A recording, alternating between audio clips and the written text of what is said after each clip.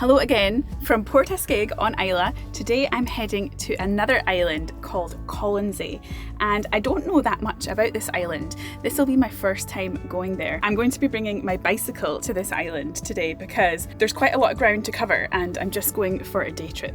So let's head to Colonsay!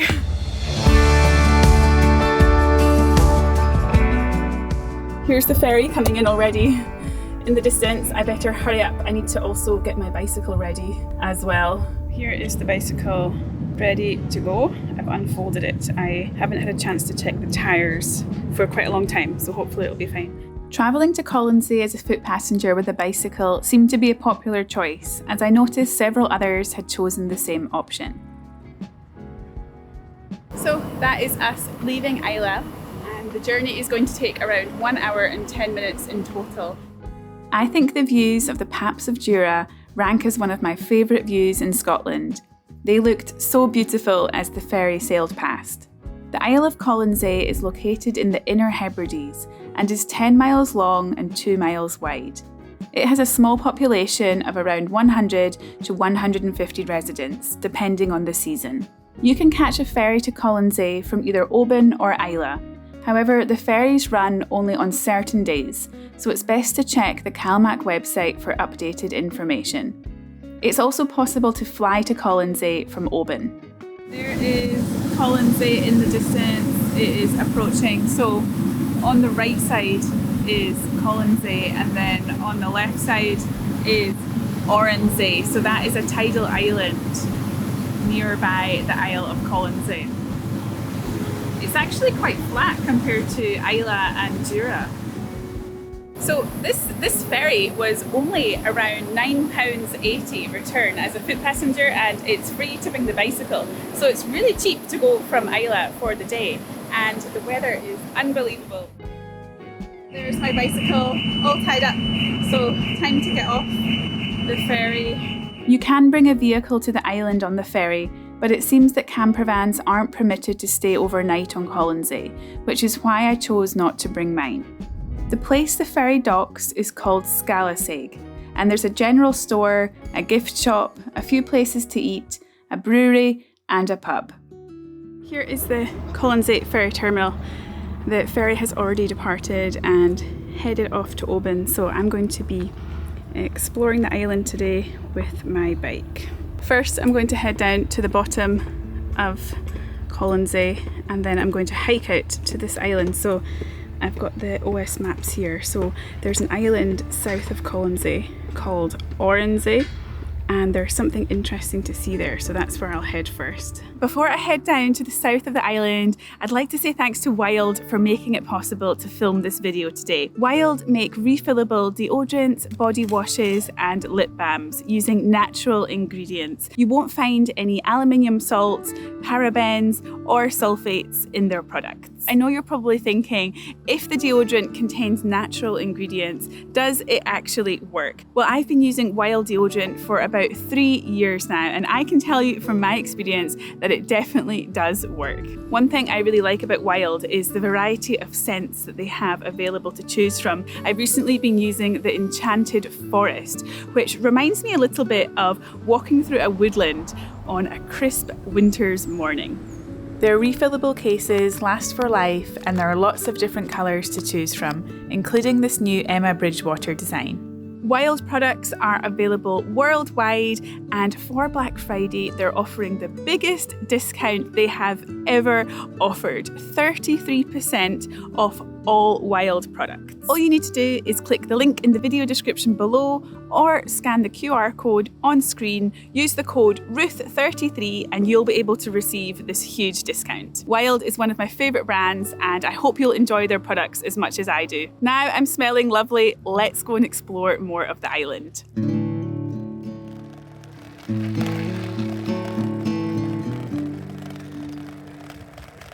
Oh my goodness, I've been cycling for around 10 minutes so far. This Brompton has very small wheels, and I've forgotten how challenging this bike is on hills, but it's good exercise.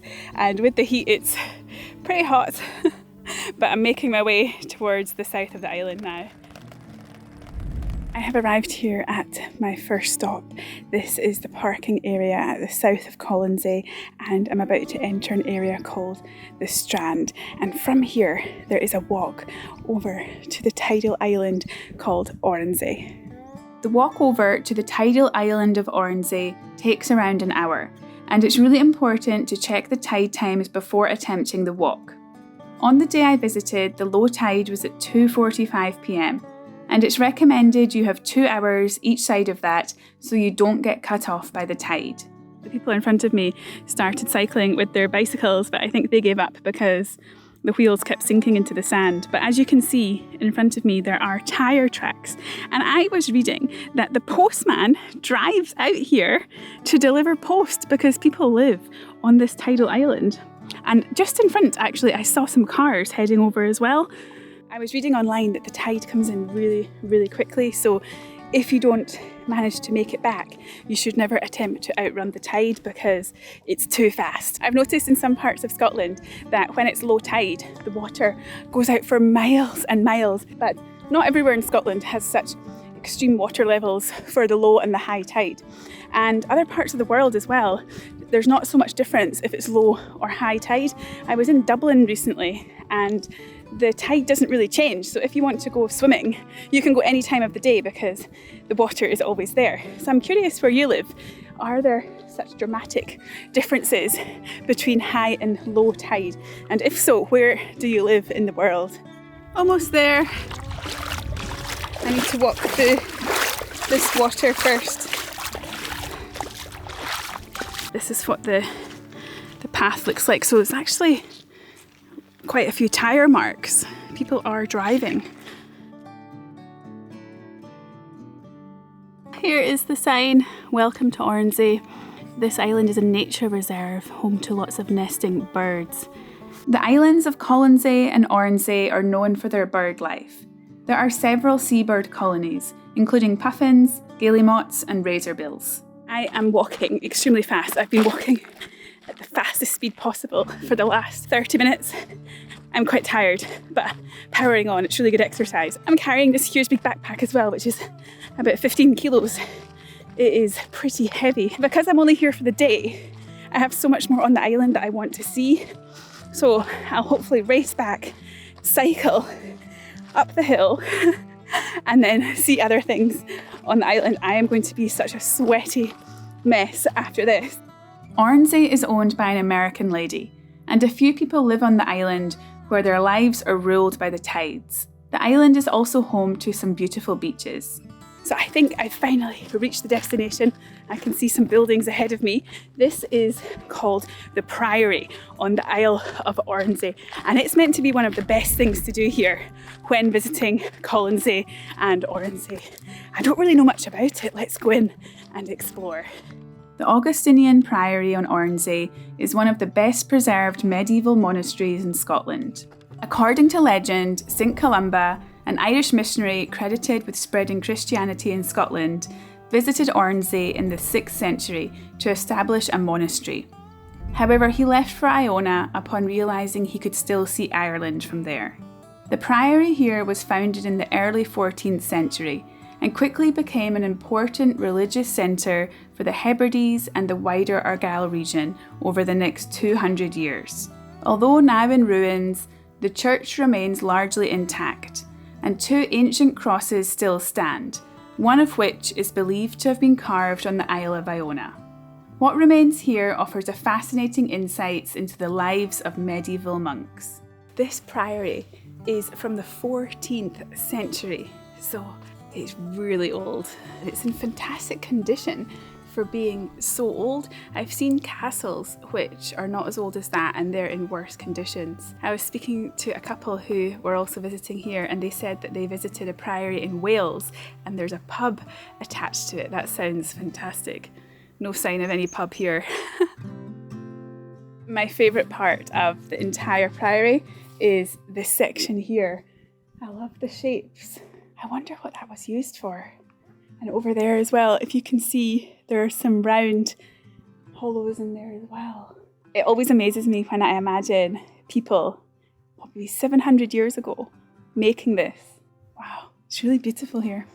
So outside the priory are all of these headstones. As you can see, they're extremely old, hundreds of years old. So before people had the ability to carve headstones or engrave headstones, they used pieces of stone like this. I've come across this really interesting building, and there's some really strange things inside, including these things here. They look a little bit like mummies. I wonder if they are. Quite scary in here. It's quite spooky. Reminds me of Sonny Bean's cave. All these ancient stones. They were probably carved so long ago. I'm looking for some bones. I was reading that there's a skull and crossbones here, but so far I haven't seen them.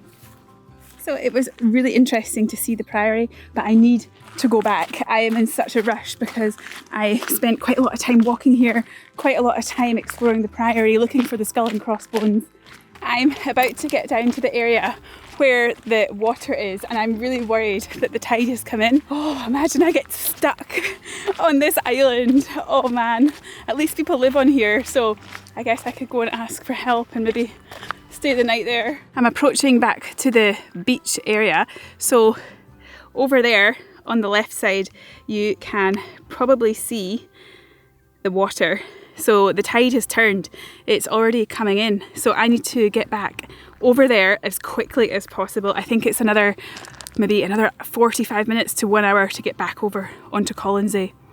Oh, there's the airplane as well. Can you see the airplane? Wow. That's amazing.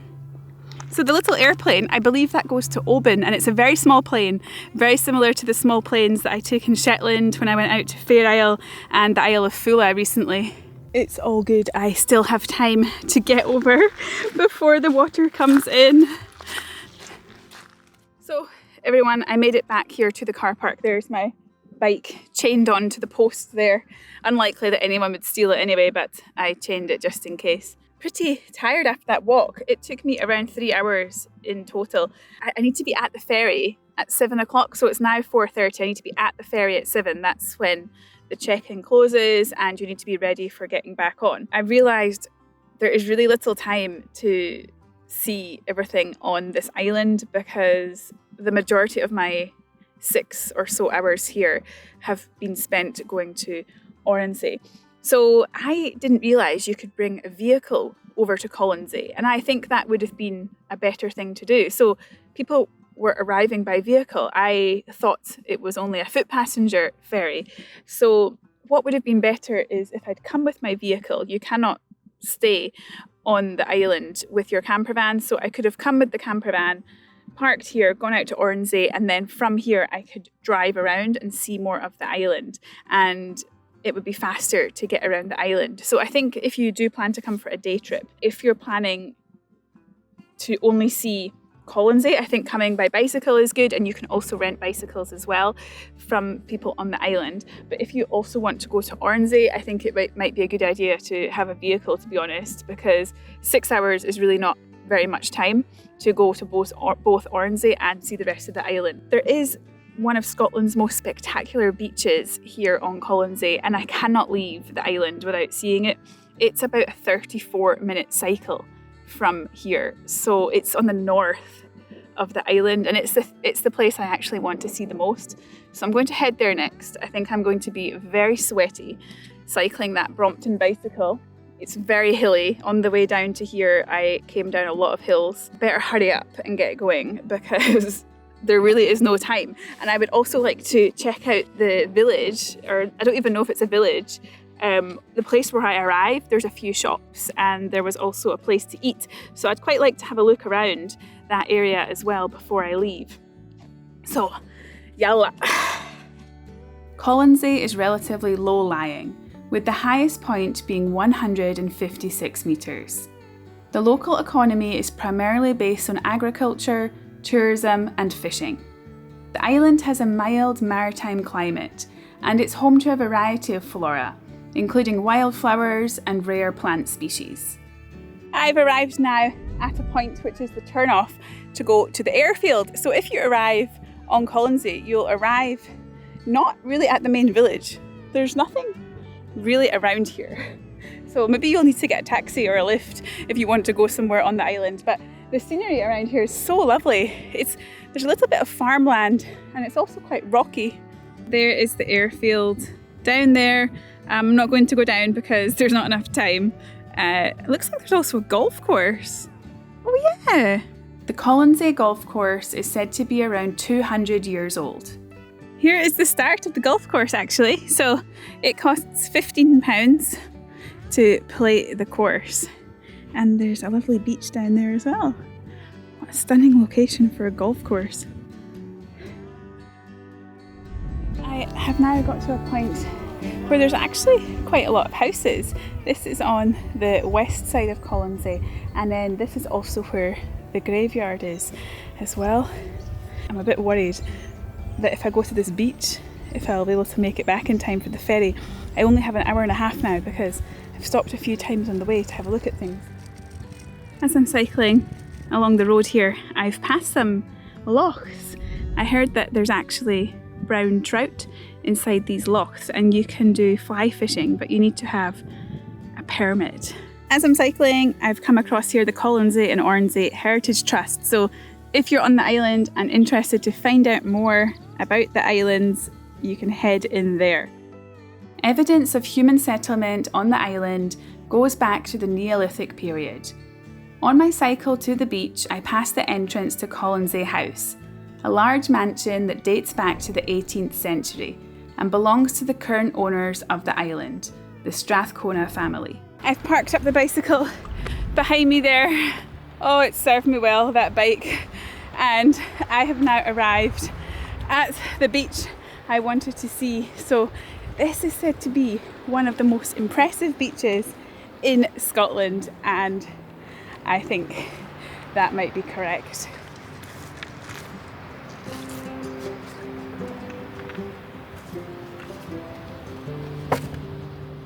This is absolutely stunning.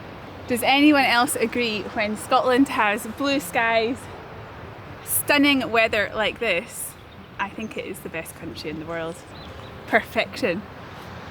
If you can see behind me over there, there's actually a river. So if you want to get onto the beach, you need to cross the river there. So if you want to go to Oronsay, you will also get your feet wet. If you want to go to this beach here, you'll need to get your feet wet. But I think on a day like today, it's absolutely fine. But perhaps on colder days, might be a bit different. Killoran Beach is a stunning, wide crescent of gold sand, often regarded as one of the most beautiful beaches in Scotland. Nestled between rugged cliffs and grassy dunes, this sheltered bay has clear turquoise waters and is perfect for long walks, swimming, and even surfing on windy days. Since Colonsay is a lesser visited Scottish island, this beach is usually quiet. I am pretty sad to have to say goodbye to this stunning beach right here. It is unbelievable.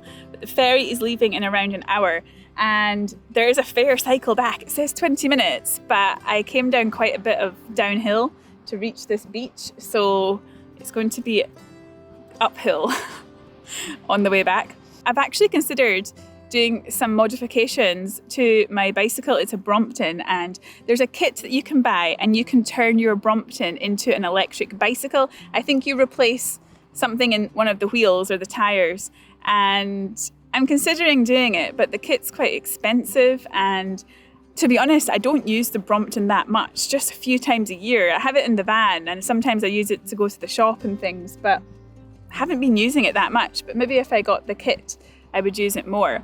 If anyone has changed their Brompton into an electric Brompton, please let me know how it was and if you're happy with the result. I've actually never rode an electric bike before, so I don't even know what the difference is and how much it actually helps you when you're cycling. I've heard that it does help with going uphill, but I haven't yet experienced an electric bike, so maybe I should give an electric bike a go first. That's probably a good idea. I was at the north of the island and I asked someone for the directions to get back, and they gave me a lift all the way down to the place where the ferry comes in because they thought I wouldn't be able to make it back in time for the ferry. So that was really lucky. They had a van as well, so I was able to put the bike in the back of the van. So if you watch this video, Thank you very much for the lift, really appreciate it. So I went into the gift shop and had a look in there. There's so many amazing things to choose from. And next I'm going to head up to the pantry, which is the cafe here on the island. The pantry is a popular place to eat on the island, and they also rent out bikes here. So there's not enough time to have any proper meal, so I'm just having an ice cream. As I finished my ice cream, the sun started to go down and the ferry returned. Although my time on Colonsay was brief and I couldn't see and do everything, I still had such a great trip to this lesser visited Scottish island. I'd love to come back again sometime and maybe stay in a holiday cottage for a few nights. Thanks again to Wild for making it possible to film this video, and I'll see you next time.